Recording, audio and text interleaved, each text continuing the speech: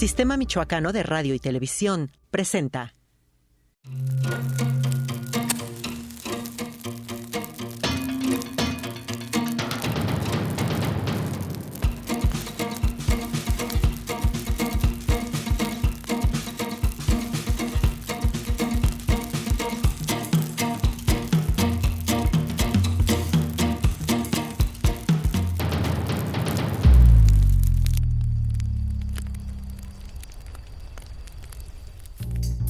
De la mano de sus abuelos desarrolló una relación cercana con la naturaleza. Aprendió cómo ordeñar una vaca y la manera en que con paciencia y cuidados las semillas se transforman. En los laboratorios, a través de los lentes oculares del microscopio, descubrió interesantes mundos y la emoción de tener un experimento exitoso. Se ha especializado en seres imperceptibles para el ojo humano, los virus, en encontrarlos, saber cómo nos afectan a las diversas especies y buscar que cada vez sean menos perjudiciales para nuestra salud.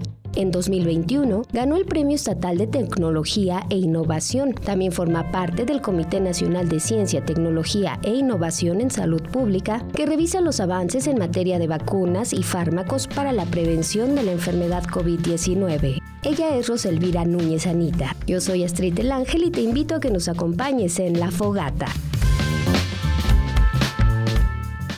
La radio y la televisión pública de Michoacán se complace en estar este día alrededor de La Fogata.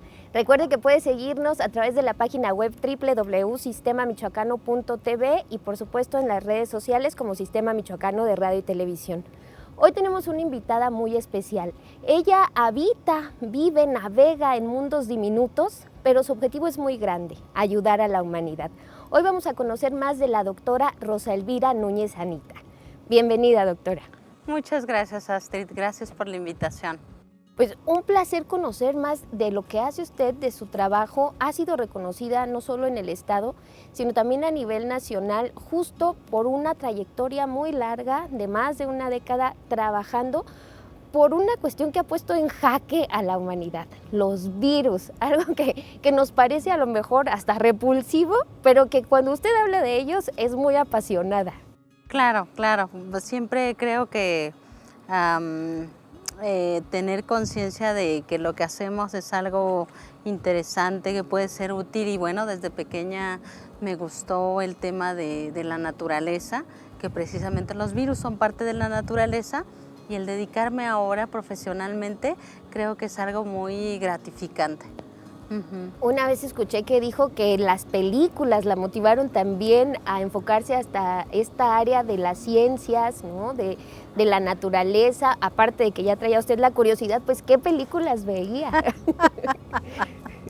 Pues mira, me gustan de todas, pero precisamente hay una serie de películas de suspenso o quizá algunas de terror que tienen que ver con tiempos apocalípticos.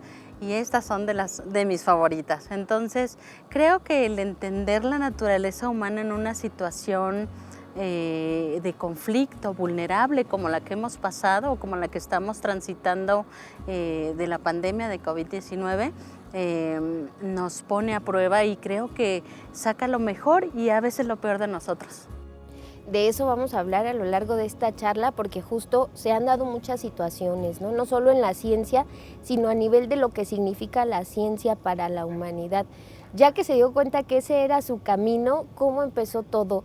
¿En su familia la apoyaron o le decían, no, eso no es para mujeres, no estudies eso? ¿Cómo fue ese tránsito de decidir, voy a estudiar químico-farmacobiología, ¿verdad? Sí, en principio sí. Soy química farmacobióloga egresada de la Universidad Michoacana y fíjate que mis abuelos fueron campesinos. Mi madre solo estudió la primaria, mi padre también. Sin embargo, mi madre falleció el año pasado, pero tenía una visión muy interesante de la vida y de que siempre supo que a través de estudiar, de conocer, tenía uno la libertad de decidir a qué dedicarse. Y creo que esa libertad que me han dado mis padres, ¿no? De elegir a lo que quiero dedicarme ha sido algo súper bueno porque todo el apoyo siempre lo he recibido de ellos. Y fíjate que algo muy importante es el apoyo emocional, el acompañamiento que te dan tus padres desde que eres pequeño y que ellos te ayuden a perseguir lo que tú quieres hacer, eso es invaluable. ¿Cómo era el ambiente en tu casa, doctora? ¿A qué jugabas? Uy, híjole, pues sí, jugaba muchísimo, mucho, mucho, mucho. Fíjate que una cosa que me gustaba hacer cuando regresaba de la escuela era platicar con mi mamá de lo que había ocurrido en todo lo que pasaba, en todo lo que había aprendido ese día. Y mi mamá tal vez me escuchaba o tal vez no me escuchaba, pero yo sentía que me escuchaba. Y eso me daba mucho placer porque sentía que lo que había aprendido ese día lo retomaba y lo recapitulaba y se lo enseñaba a mi mamá. Y mi mamá sí de repente me hacía preguntas y yo no sabía qué contestar, o luego yo le hacía preguntas y me decía, pues no sé, y entonces ahí en vez de yo limitarme, decir, bueno, pues ya no supo, etcétera, me motivaba más a seguir buscando. Y creo que eso fue algo que me marcó mucho desde chica, y también creo que mi papá siempre me consintió muchísimo, y crecer en un ambiente familiar con mucho amor, con mucho acompañamiento, creo que eso me dio la fuerza para seguir, porque créeme que la carrera de investigadora no es nada fácil, aunque a veces uno, por supuesto, te emocionas cuando descubres algo que nadie nunca ha hecho, nunca ha visto, es algo súper emocionante, pero es difícil, tiene sus complejidades y por supuesto sus sacrificios, pero bueno, pues si te gusta y quieres dedicarte a eso, pues es algo que a futuro se va construyendo, vas creciendo, vas avanzando y eso te da pues otras oportunidades que a lo mejor no pensaste que cursarías o que podrías darse. Y también tiene sus recompensas, ¿no? Me imagino Sí, que este claro. arduo trabajo, no solo ver en el laboratorio, sino, pues, no sé si decirlo así, pero creo que gracias a esta pandemia se ha visto más la necesidad y la importancia del trabajo que realizan en esos laboratorios, a veces tan escondidos. De todo esto y mucho más vamos a seguir hablando con la doctora Rosa Elvira Núñez Anita, aquí alrededor de la fogata. Quédese con nosotros.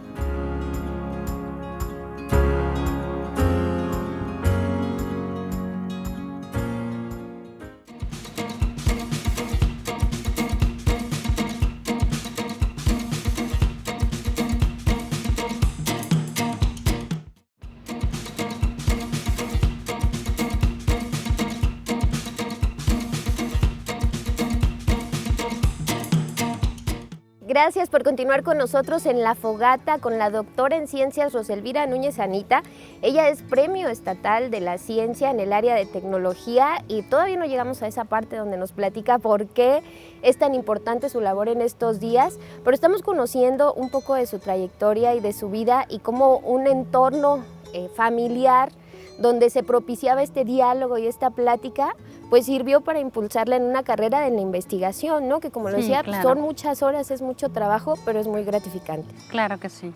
Y la docencia también, ¿cómo llega a la docencia, doctora? Fíjate que cuando te dedicas a la investigación, la docencia es intrínseca, van ligadas.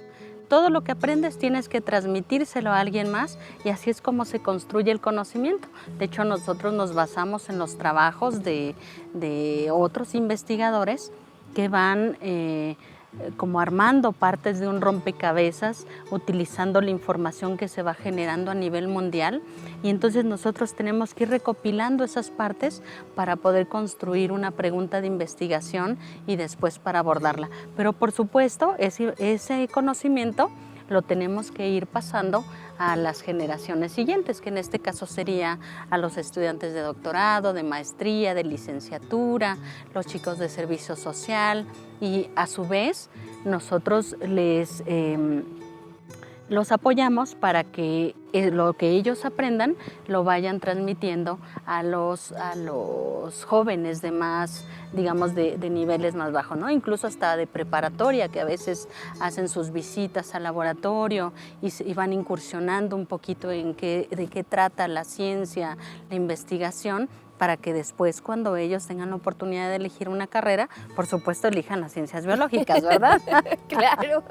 Hay muchos, pues no sé si sean mitos, pero en esta cuestión de la investigación que a veces se aprovechan, ¿no? Los doctores del trabajo de los estudiantes, pero yo veo que ustedes realizan un trabajo en equipo muy interesante. Sí, tiene que ser un trabajo orquestado, en equipo, organizado, y esa es la clave para poder seguir aprendiendo, seguir construyendo o seguir alimentando o fortaleciendo una hipótesis o una teoría como lo que solemos hacer para desarrollar una investigación.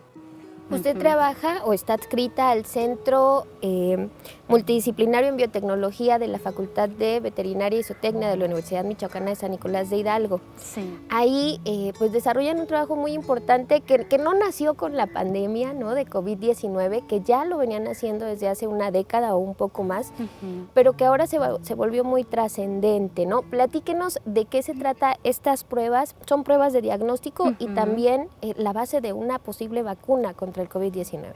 Claro, claro. Cuando nosotros nos enfermamos, generalmente necesitamos saber qué es lo que nos pasa. Y bueno, pues está el médico que te revisa clínicamente y te dice tienes tales síntomas y puede ser que el diagnóstico sea X, ¿verdad? Pero para tener un diagnóstico preciso se requiere de hacer pruebas muy específicas, muy particulares, y cada pregunta que le hacemos a nuestro organismo nos dice si tenemos esa enfermedad o no la tenemos.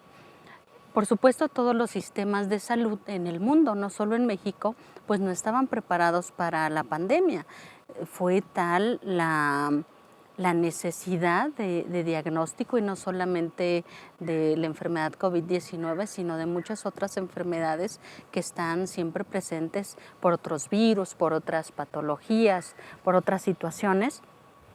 Y entonces, como este virus es totalmente nuevo, no tiene un antecedente, se necesitaban pruebas particulares, específicas, que nos dijeran que se trataba de ese virus. Y precisamente nosotros estamos desde hace algunos años trabajando con el desarrollo de pruebas diagnósticas y utilizamos ese conocimiento que teníamos para poder proponer una prueba que, bueno, ahora está en evaluación a través de una colaboración con el Instituto Mexicano del Seguro Social y con el Centro de Investigación en Desarrollo Tecnológico en Electroquímica, que se encuentra en la ciudad de Querétaro. Y bueno, hacer un gran equipo, investigadores de la Universidad Michoacana con investigadores de otras instituciones para hacer una propuesta robusta y que precisamente tengamos un método diagnóstico hecho en México, que creo que aunque nosotros hemos visto que tenemos disponibilidad ahora de pruebas diagnósticas, pues sabemos que siempre estas se adquieren del extranjero. Eso aumenta su costo por la importación, dependemos del extranjero, si hay disponibilidad, el costo lo tenemos que pagar a como se oferte. Entonces el hecho de investigar pruebas propias, pruebas hechas en México, eso nos da la oportunidad de hacer el seguimiento en este momento y a futuro, porque es importante decir que cuando un virus se instala, pues es muy difícil erradicarlo. Seguramente tendremos más años en adelante que convivir con este virus y por supuesto tener las herramientas que nos permitan identificarlo, identificar a las personas portadoras, pues nos va a permitir ir limitando y tener un desarrollo mejor en cuanto a la interacción de personas, a los eventos tal como ocurría antes de la pandemia y demás.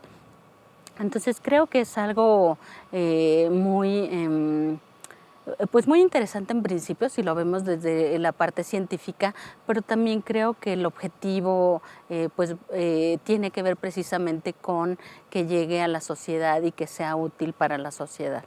Y algo muy importante que menciona usted, esta independencia, ¿no? Siempre decimos en México tenemos recursos, en México tenemos científicos. pero necesita ser útil para la sociedad. Necesitamos quitarnos pues esa dependencia tecnológica, científica del exterior. ¿Se está logrando algo en México? ¿Hay suficiente investigación, hay suficiente inversión? Pues mira, desde hace décadas yo creo que se ha hablado de que los recursos que se asignan a la investigación son pocos, y en realidad sí son pocos si los comparamos con otros países. Sin embargo, creo que el entusiasmo y el ingenio que caracteriza a los mexicanos siempre ha sido un arma secreta, porque ante situaciones difíciles tratamos de adaptarnos y tratamos de sacar esa pues ideas nuevas, tratar de contribuir de alguna manera. Somos muy solidarios, nos caracteriza eso, que en situaciones difíciles somos muy solidarios. Entonces, esta limitación histórica que tenemos de recursos, pues no se ha resarcido, porque precisamente a raíz de la pandemia pues se generaron otras condiciones. No es un secreto que tenemos ahorita un déficit económico y problemas económicos muy graves en México, y entonces esto no ha permitido que tengamos la solvencia económica para investigar. Sin embargo, pues tratamos de trabajar con lo que tenemos, con las capacidades instaladas, y por supuesto siempre de estar pendientes de solicitar los recursos a nivel federal, que precisamente son las instancias que aportan los recursos para la investigación. Otra oportunidad que hemos tenido y que hemos abordado en diferentes momentos es la participación de las empresas, de particulares, y también de colaboraciones con universidades en el extranjero, que es importante decir que nosotros tenemos colaboraciones con colegas del extranjero, y siempre han sido muy abiertos y muy solidarios también con nosotros. Es decir, nos comparten de sus materiales biológicos, nos comparten conocimientos, nos permiten hacer visitas a sus laboratorios. Entonces creo que es difícil al no tener los recursos que se requieren, pero bueno, pues estamos ahí y vamos a continuar insistiendo y buscando y tocando más puertas. Su doctorado lo hizo fuera de la Universidad Michoacana, pero sí regresó al alma mater. Cuéntenos un poco la diferencia, el doctorado en la UNAM. ¿En qué fue? Platíquenos y explíquenos un poco, porque estos términos de biotecnología, biomolecular, etcétera, etcétera, se complican. Sí, de repente hasta para nosotros, entonces creo que sí es complejo para todos. Hay un doctorado institucional en la UNAM que se le llama doctorado directo porque no tienes que hacer maestría. Llegas de la licenciatura, es de los pocos doctorados que hay en México donde llegas de la licenciatura y llegas a hacer el doctorado. Por supuesto, el ingreso tiene muchos filtros, muchos filtros. Pues bueno, después de salvar todos esos filtros, me aceptaron, y ahí hice mi doctorado con la doctora Carmen Aceves. La doctora Carmen Aceves tiene muchísima experiencia en cuanto a la investigación en cáncer de mama particularmente, y con ella aprendí toda la biología del cáncer. De hecho, ella investiga el cáncer desde la parte molecular, desde la parte celular, y ahí es donde yo me formé en realidad en la biología celular y molecular. Y después, cuando terminé mi doctorado, un profesor investigador de la Universidad Michoacana, el doctor Marcos Cajero, entonces tenía un proyecto con una industria farmacéutica latinoamericana, y él me invitó a colaborar para un proyecto en particular para desarrollar un biológico en esa industria farmacéutica. Participé en 2 proyectos con una industria farmacéutica ya como estancia postdoctoral, y hay no sé si hay todavía, pero había una convocatoria en CONACYT donde el objetivo era retener a personas que se habían formado, que tenían un perfil determinado, y que la idea era pues evitar lo que antes le llamaban la fuga de cerebros, donde todo el mundo que se va al extranjero y ya nunca más regresa, ¿verdad? Y entonces así se dio la oportunidad de que yo me pudiera incluir o que pudiera entrar a la Universidad Michoacana como profesora investigadora, y pues gracias al esfuerzo de muchos colegas, porque es complicado y complejo por todo el aparato, por todas las cosas que tienen que coincidir para recibir a un nuevo investigador, y así es como llegué a la Universidad Michoacana.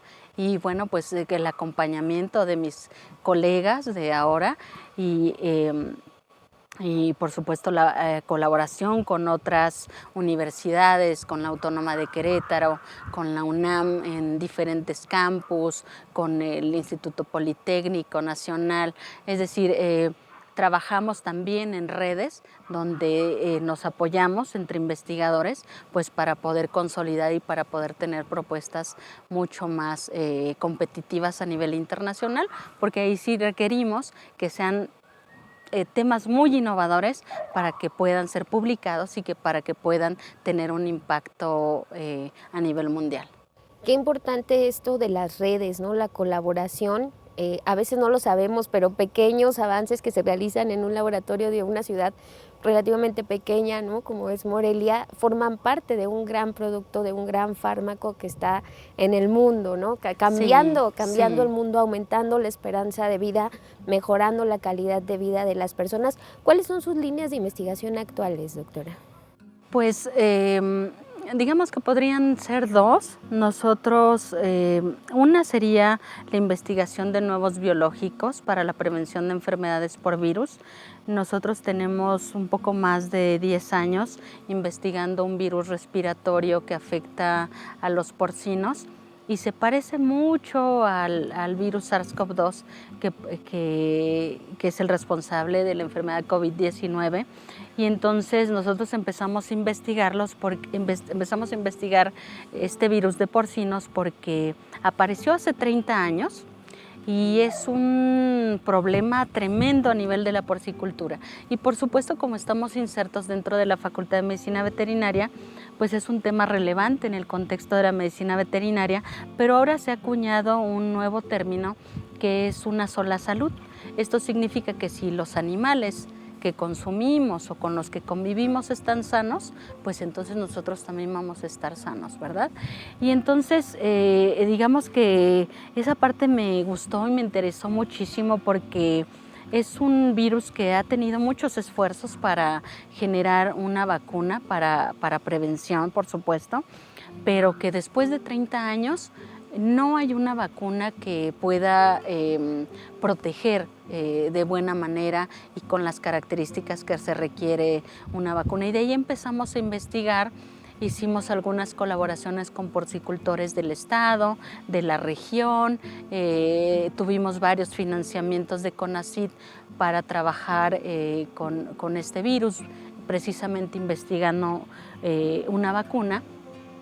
Y bueno, pues cuando inicia la pandemia teníamos una gran cantidad de información que nos permitió pensar y atrevernos a empezar a investigar, a estudiar este nuevo virus, y así es como surgió la propuesta de investigar una vacuna para la prevención de COVID-19. Doctora, ¿el fuego mata los virus? Sí, por supuesto. Pues le invito a que matemos unos cuantos en lo que vamos a una pausa aquí en estos malvaviscos. Sí. Bueno. Y estamos en la fogata. Regresamos.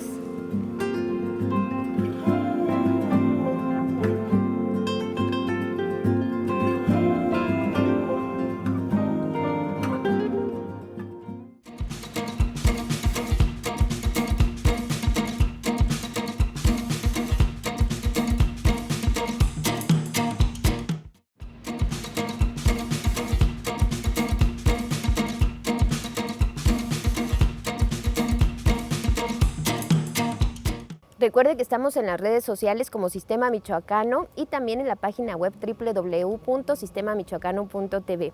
Estamos hoy alrededor de la fogata platicando con la doctora Rosa Elvira Núñez Anita, Premio Estatal de la Ciencia 2021.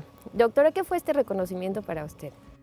Pues fíjate que fue mucha emoción, porque como te mencionaba hace rato, el trabajo que hacemos no es solo mío, es de un gran equipo, tanto de mis colegas como de los estudiantes que siempre son siempre están muy motivados a aprender, y precisamente eso es lo que los hace dedicarse los decide a hacer un posgrado, porque ya te decía yo que tiene sus partes ahí de que no sale el experimento y qué voy a hacer y bueno. Mucha tolerancia a la frustración. Sí, demasiada. Y la tesis, ya ni hablamos de eso, ¿verdad? Entonces, creo que fue un motivo de alegría para todos en el grupo de trabajo, y son de los reconocimientos en los que llegó en un momento sumamente complicado en la vida de todos, porque teníamos mucho trabajo en el laboratorio, mucho trabajo, y también una situación personal en particular, ya que mi madre falleció el año pasado, hoy hace un año exactamente, y entonces, perdón. ¿Cómo se llama tu mamá, doctora? Mi mamá se llamaba Elidia. Sí, pues dedicado a ella este programa. Sí.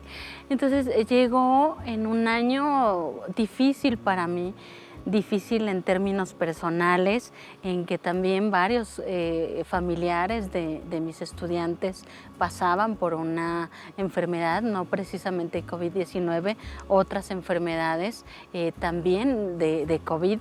Y entonces el que nos entregaran el premio, creo que fue pues una motivación más para nuestro trabajo, y que decíamos que de por sí nuestro trabajo es difícil, y en condiciones de pandemia nos llevó al límite, por supuesto, porque nosotros no dejamos de acudir al laboratorio, tenemos líneas celulares, células que están creciendo, en donde hacemos las preguntas de investigación. Al final de cuentas ustedes trabajan con vida, ¿no? Tenemos animales de laboratorio, entonces pues quizá no se nos pasa a nosotros desayunar, comer o cenar, pero a los animalitos no, ni a las células. Entonces justo platicábamos con mis colegas y con los chicos, mis estudiantes, que si pensábamos que era difícil hacer un posgrado, pues ahí teníamos otro reto gigante, por cierto.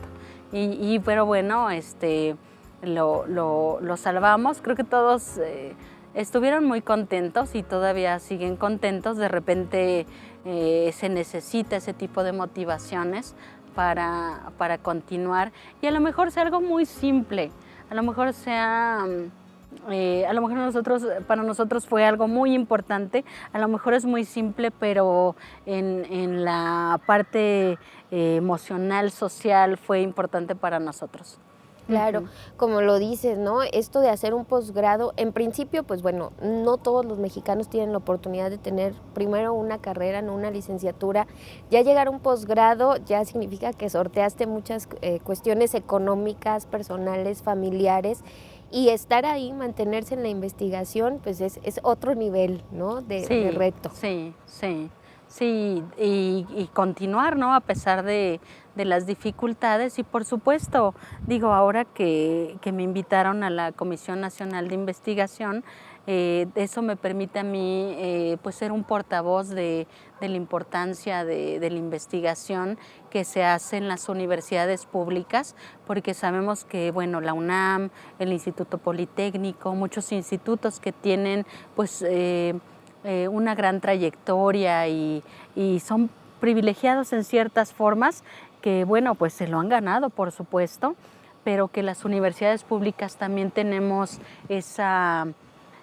pues ese empuje y esas ganas, ¿no?, de contribuir, y que bueno, pues se van viendo a través del tiempo. Y por supuesto la Universidad Michoacana ha tenido una participación muy importante en la vida estatal, en la vida nacional, y bueno, ahora tener la oportunidad de trabajar en colaboración con colegas de todo el país, creo que es una gran oportunidad y quizá y también una gran responsabilidad. Y no solo ganas, ¿no? Significa que hay capacidad, que hay una trayectoria que sustenta estar ahí. Estamos hablando del Comité Nacional de Ciencia, Tecnología e Innovación en Salud Pública.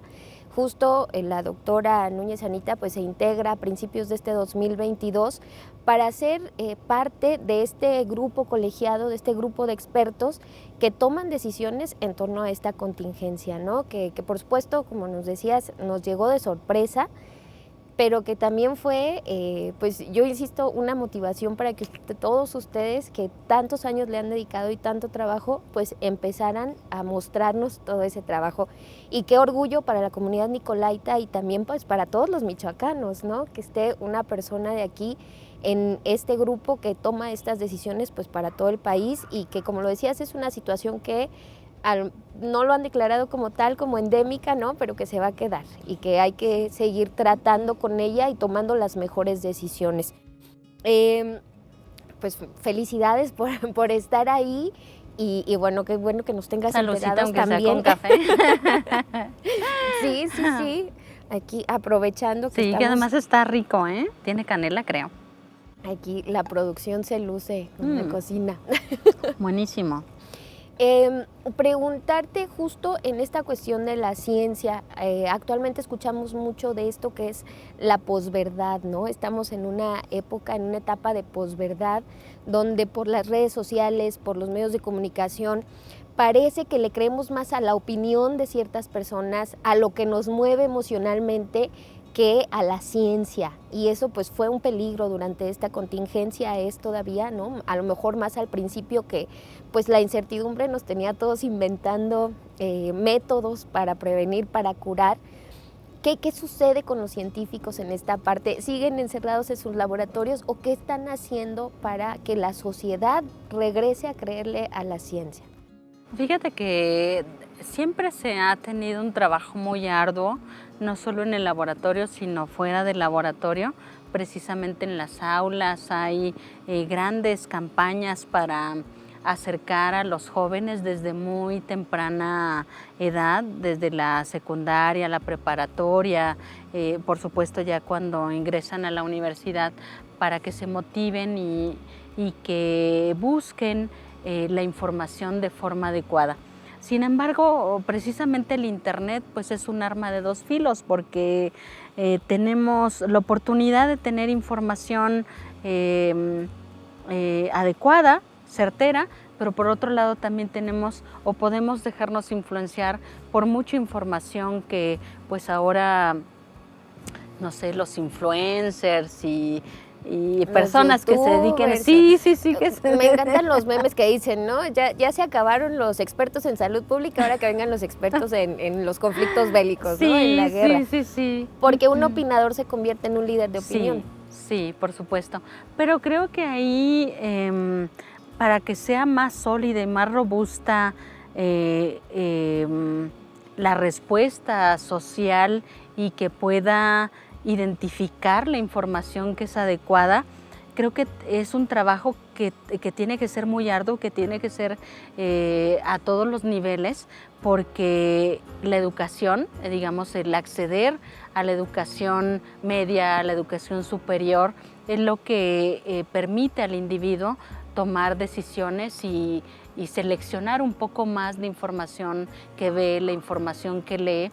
Y creo que en ese aspecto tenemos una gran contribución, pero creo que va más allá de quizá la actividad que pueda realizar un científico, sino más bien de los programas nacionales que tienen que ver con la oportunidad de que cualquier individuo pueda acceder a la educación media superior y superior. Y creo que en ese sentido, fíjate que yo estoy muy convencida que la Universidad Michoacana ha tenido un papel muy importante socialmente, porque si lo comparamos con otras universidades, que ahora no quiero decir nombres, pero limitan mucho el número de individuos que entran a nivel superior, a estudios universitarios. Y la Universidad Michoacana ha hecho esfuerzos inmensos por recibir a todos los jóvenes que quieran hacer una carrera universitaria, como las nuevas carreras que se han aperturado en los últimos años, programas de posgrados, claro, sí. que ahí también creo que pues son como cualquier oportunidad en la vida, ¿verdad? La tomas, la aprovechas o también la puedes desaprovechar, pero por supuesto siempre tener esa posibilidad es algo que es muy interesante y que cualquier individuo que quiera seguirse preparando lo puede hacer en México también, porque en otros países en el mundo pues son tan costosas las universidades que no pueden acceder, pero por ese otro problema. Claro, claro. Y fomentar esta parte de la curiosidad que mencionábamos al principio, ¿no? Y del espíritu crítico, ¿no? No solo repetir, sino, bueno, ¿y con esto qué vamos a hacer? ¿Para qué me sirve? Sí. Sobre las ciencias exactas, naturales, ahorita ya no sé ni cómo se llaman porque cambian las clasificaciones, ¿no? ¿Hay mujeres o sigue habiendo un tabú en cuanto a quién entra a este tipo de carreras?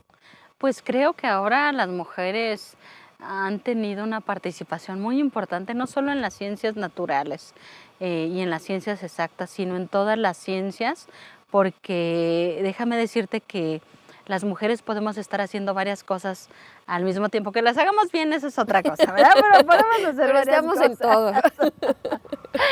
Entonces, creo que somos muy creativas y muy, pues muy participativas y, por ejemplo, en carreras, yo generalmente doy clases en la Facultad de Medicina Veterinaria y hace muchos años las secciones eran de puros hombres, una mujer todavía por ahí, y ahora es súper interesante cómo llegas al salón de clases y la mitad son mujeres y la mitad hombres. Y hay secciones donde hay más mujeres que hombres, entonces eso a mí al menos me motiva y me emociona mucho porque, bueno, te pongo el ejemplo de la carrera de veterinaria, donde se supone que los hombres tenían las características o las habilidades para manejar animales, para todo lo que implica el quehacer en la medicina veterinaria y con animales pequeños, grandes, etcétera. Pero bueno, también ahora hemos visto que las mujeres somos muy hábiles en muchas situaciones y precisamente la complexión, el tamaño no son una limitante. Al contrario, creo que eso es lo que hace que varias mujeres, varias chicas opten por carreras, por ejemplo, como esta, y así como esta, en otras carreras también ha habido una gran... ha habido un gran entusiasmo por entrar a carreras que antes solo se pensaban para los hombres. Cuando tú estudiaste, doctora, ¿te enfrentaste a alguna limitación de este tipo que te dijeran, no, tú no vas a esta práctica porque eres mujer? No, creo que no, pero me acuerdo que tuve una profesora de la preparatoria que era nuestra maestra de laboratorio de química y bueno, a mí me emocionaba mucho. Y yo quería estar ahí en el laboratorio y maestra, yo le ayudo, no sé qué. Y un día le dije, maestra, es que yo quiero estudiar químico-farmacobiología, yo quiero ser como usted. Me dijo, no, busca otra carrera. De plano. Dijo, este es muy difícil. Yo sé que tienes capacidad, pero es muy difícil. Y además, tú piensas en que tienes que dedicarle tiempo a tu familia y tienes que darte tiempo para atender a tus hijos y demás. Y entonces yo me quedé en shock y dije, ¿cómo me está diciendo esto? Porque no lo esperaba. Entonces, creo que esa fue la única vez que, digamos que alguien me dijo que no. Pero de ahí en adelante siempre tuve mucho apoyo de mi familia, de mis profesores. Entonces creo que también es importante conocer, ¿no? Desde que decides a qué te vas a dedicar la carrera, pues como todos los pros, los contras y hacer un plan de vida. Creo que eso es algo importante. Muy bien, pues con este recuerdo vámonos a una pausa y volvemos. Te quiero preguntar cuál sería el mensaje que tú le dirías a una joven que en este momento te dijera quiero ser como tú, regresando a la fogata.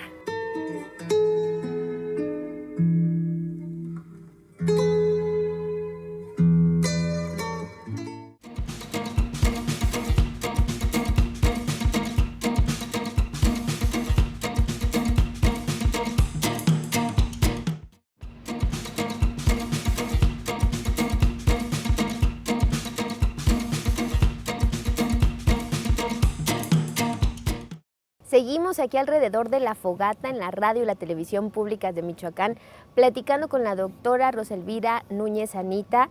Y bueno, nos queda de ver un mensaje para esas jóvenes que dicen, yo quiero ser como usted, doctora. ¿Qué les diría? No sé. ¿Qué hay que hacer?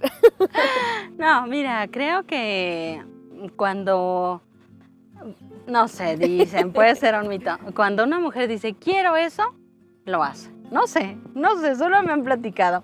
Entonces, cuando alguien decide o se le mete una idea de que quiere dedicarse a algo, es porque ya tiene los elementos que le permiten tomar esa decisión. Déjame hago un poquito para acá, porque la fogata está en pleno. Brava. Y creo que por supuesto le diría que sí, que le contaría todas las maravillas que hay en el área, y por supuesto que trataría de convencerla en que sí se dedique a la investigación, a la biología celular, a la biología molecular, que son temas que son importantísimos y que por supuesto van a tener un peso enorme para las nuevas generaciones, no solamente en el desarrollo de fármacos, sino también para la toma de decisiones en las enfermedades que tenemos ahora y para algunas que no tienen cura, por supuesto, el desarrollo de nuevos fármacos, la investigación en general. Y por supuesto creo que viene una nueva era en la que la biotecnología, es decir, la biotecnología significa que lo que tú tienes en la naturaleza lo puedes modificar y lo puedes utilizar para tu beneficio. Un ejemplo son las vacunas, en las que ese mismo virus que nos afecta, nosotros lo aislamos en el laboratorio o lo obtenemos ahora a través de biología sintética, lo estudiamos y partes de ese virus son los que se utilizan para que nuestro organismo lo reconozca, y cuando llegue el virus patógeno, el que provoca la enfermedad, pues no nos afecte tanto y entonces la persona no muera. Entonces, esas herramientas no son nuevas, en realidad desde los babilónicos, los egipcios, ya se ha descrito que tuvieron la capacidad de modificar y manipular la naturaleza de tal manera que pudieran utilizarla en su beneficio. Eso es lo que significa la biotecnología. Un ejemplo, la cerveza, en la que utilizan una levadura para que se fermente la cebada y entonces así obtenemos una rica cerveza. Y muchos ejemplos ya así. Van a salir más investigadores con estos ejemplos prácticos.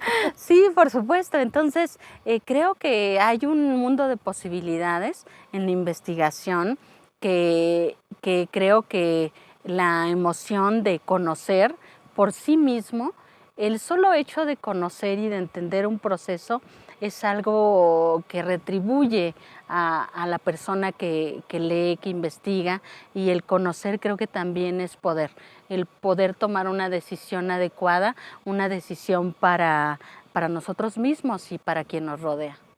Muy bien. Después de un arduo día de trabajo, doctora, que llegas muy estresada, no salió el experimento, ¿qué haces? ¿Cómo te relajas? Ay, no sé. También quiero saber. No, tengo una mascota, mi perrito, que adoro, y me salgo a caminar con él, y creo que esa caminata me sirve como para relajarme, y por supuesto las mascotas siempre te dan un amor incondicional, que todo se pasa y listo. ¿Cómo se llama? Se llama Patricio. Patricio, muy bien. Patricio entonces te relaja. Y supe también que te gusta cultivar cosas, seres vivos en todos lados. Sí. Pues fíjate que creo que esa parte de cultivar plantas surge de mi abuelo materno, porque él era campesino y desde que éramos pequeños lo visitábamos en vacaciones de verano.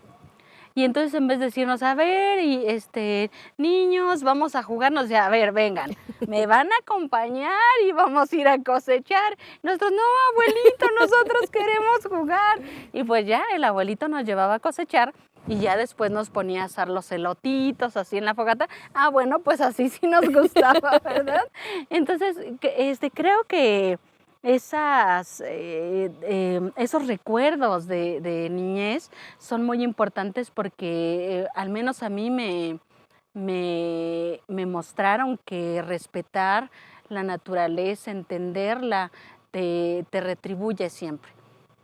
Y mi abuela también, por supuesto, era muy entusiasta en cuanto al cuidado de los animales. Me acuerdo que una vez me llevó a ordeñar y no, pues yo no sabía, estaba toda nerviosa y yo veía que ella lo hacía tan fácil y yo no podía y me decía, no, a ver, inténtalo así. Y yo, no, abuelita, y otra vez, y otra vez. Y cuando por fin apenas salieron unas gotitas de leche, pues era una emoción total. Era el Pero premio sí, mayor. hasta eso que sí me tenían paciencia. Entonces, esas cosas, te digo, tanto con los cultivos como con los animales, que son muy arraigadas a mi niñez, son las que me dan ahora la sensación de tranquilidad de hacer esas cosas. Luego no puedo hacerlo porque de repente tengo una plantita nueva y se me olvidó y se murió. Pero bueno, en el laboratorio todo vivo. No, en el laboratorio todo vivo. ¿Hay oportunidad de balancear la familia con la carrera profesional? ¿O estamos...? No, sí.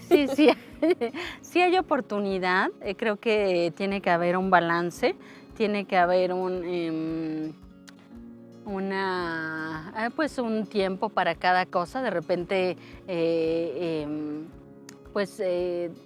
el platicar de lo que hago con mi familia cuando llego.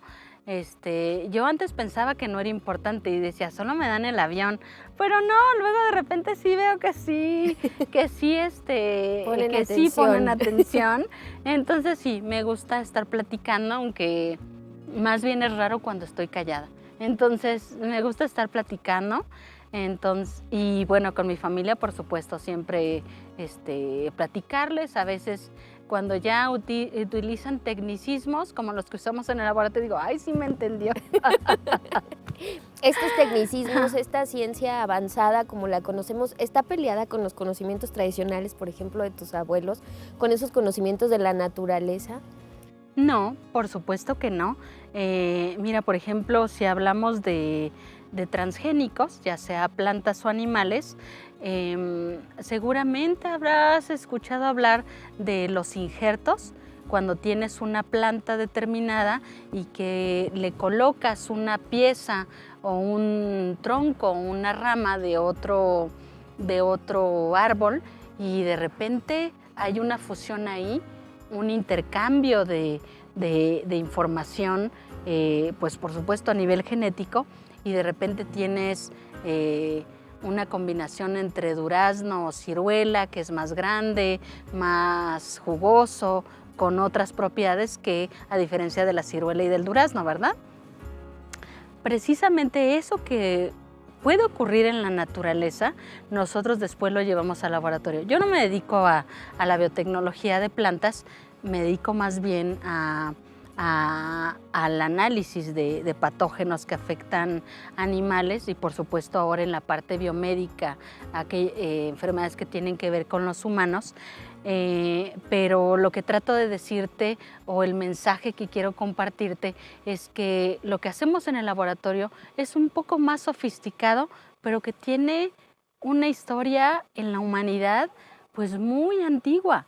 Entonces, que eso que se ha visto a través de la observación, donde podemos manipular, por decirlo de alguna manera, nuestro ambiente a nuestro favor, eso es lo que vamos, después si lo trasladamos al laboratorio, por supuesto ahora ya con el método científico, con la rigurosidad que implica la investigación, pero en esencia creo que el conocimiento, la investigación se va construyendo primeramente del conocimiento empírico y que después pasa a un proceso más riguroso que es el conocimiento científico. Doctora, si llegara ahorita el rector de la Universidad Michoacana y te diera un cheque en blanco, ¿qué te comprabas para tu laboratorio? ¿Qué juguetito? No sé. Creo que tengo tantos en mente que no lo sé. ¿Por qué área te gustaría seguir caminando, avanzando en esto de la investigación? Ajá. Pues creo que tenemos mucho trabajo con los proyectos que estamos desarrollando ahora. Generalmente los proyectos de investigación tienen una continuidad y precisamente esa continuidad es la que va fortaleciendo y va generando nuevos procesos, nuevos métodos, nuevos biológicos. Y creo que el área de la investigación en cuanto a virus que afectan ya sea animales o humanos, es un área muy importante que ha sido poco explorada en México, que en realidad tenemos pocos biológicos para la prevención de virus patógenos en cualquiera de los ámbitos que te menciono, y creo que es un área muy interesante para seguirla investigando y por supuesto a lo mejor en algún momento esta tarea se queda en alguien más en las próximas generaciones, pero así justamente se va construyendo una línea de trabajo que después ojalá que pueda fortalecerse y efectivamente tener productos biotecnológicos o biológicos propios. Fortalecer esa idea aquí en México.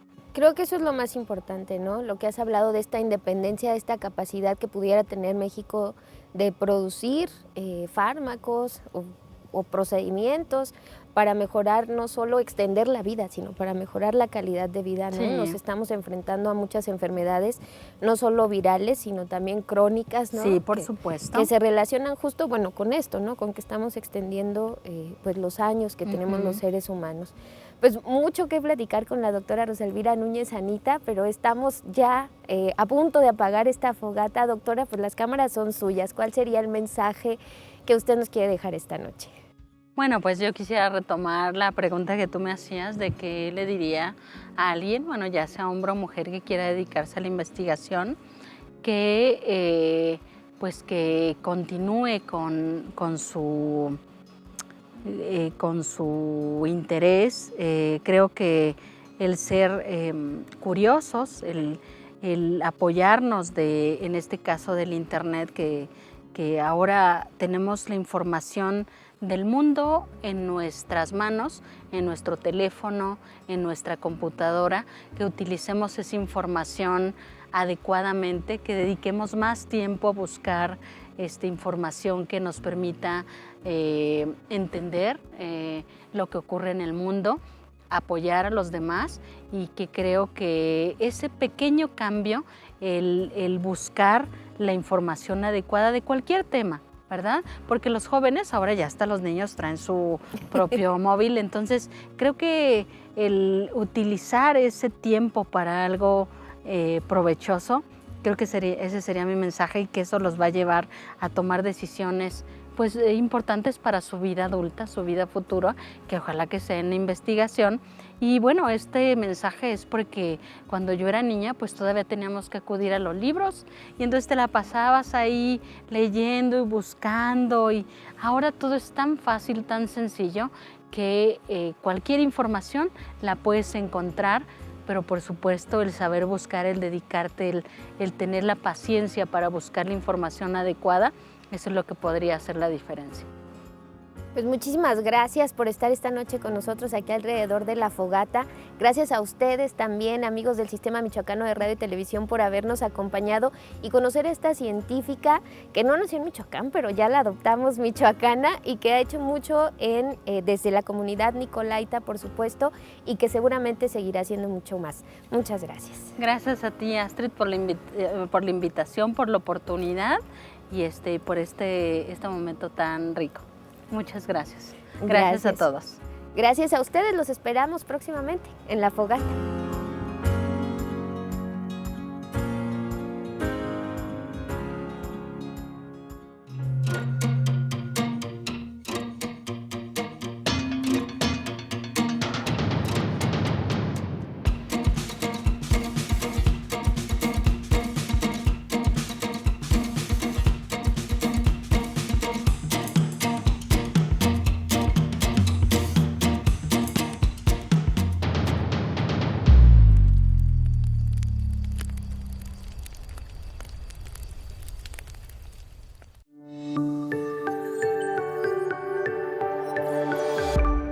Sistema Michoacano de Radio y Televisión presentó